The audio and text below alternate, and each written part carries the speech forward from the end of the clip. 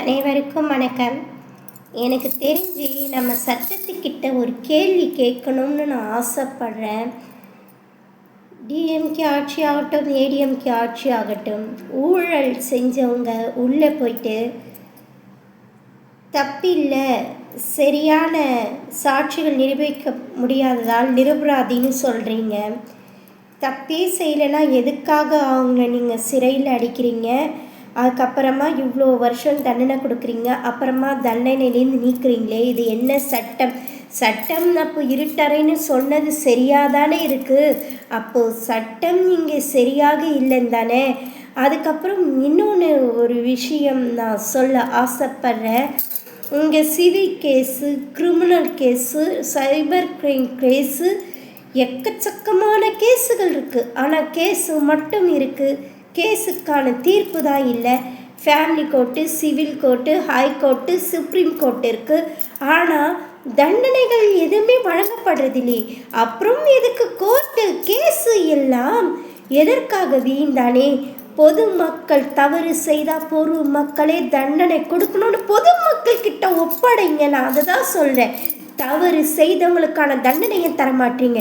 ஒரு பொண்ணை ரேப் பண்ணிட்டா, ஒரு குழந்தைய கெடுத்து கொண்டுட்டானா, அதை ஏன் ஒரு நாளில் உங்களால் அதுக்கான டெஸ்ட்டு எல்லாத்தையும் எடுத்து ஒரு மாதத்துக்குள்ளே ஏன் தண்டனை தர முடியல? ஒன்று கேட்குறேன். 15 வருஷத்துக்கு முன்னாடி கெடுத்து கொல்லப்பட்ட அந்த பெண்ணிற்கான உரிமை என்ன வாங்கி கொடுத்தீங்க? அந்த தவறு செஞ்ச 15 வருஷத்துக்கு முன்னாடிக்கான தண்டனை என்ன கொடுத்தீங்க? இங்கே 15 வருஷத்துக்கான கேஸு, 20 வருஷத்துக்கான கேஸு, 30 வருஷத்துக்கான கேஸு எல்லாம் நிலுவையிலேயே இருக்குது. தண்டனைகள் இல்லை, சட்டம் இல்லை, கேள்வி கேட்க ஆள் இல்லை. அதுதானே இங்கே உண்மை. நீதி மறைக்கப்படுகிறது, சட்டம் இங்கே இருட்டறையில் தூங்கப்படுகிறது. இதுதான் உண்மையான விஷயம்.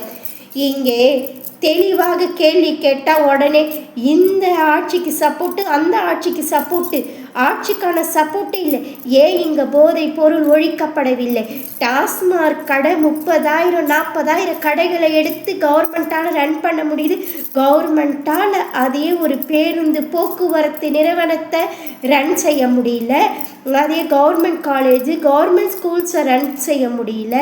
அதுவே உங்களால் கவர்மெண்ட்டால் டாஸ்மாக் கடைகளை மட்டும்தான் ரன் செய்ய முடியுதுன்னா இதை விட அசிங்கமும் அவமானமும் வேறு எதுவுமே இல்லையே.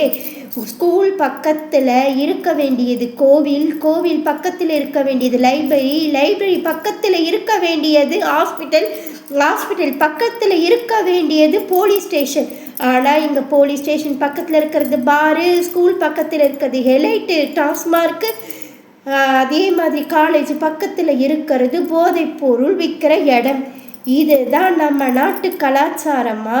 போதை பொருட்களும் பெண்களை போதைக்கு அடிமையாக்குவதும், பெண்ணினத்தை அழிப்பதும், மானத்தை எடுப்பதும், பெண்ணும் குழந்தைகளும் மாறி மாறி கற்பழித்து கொல்லப்படுவதும் தான் இந்த சீரழிவுக்கான கலாச்சாரமும் போதை கலாச்சாரமுமா?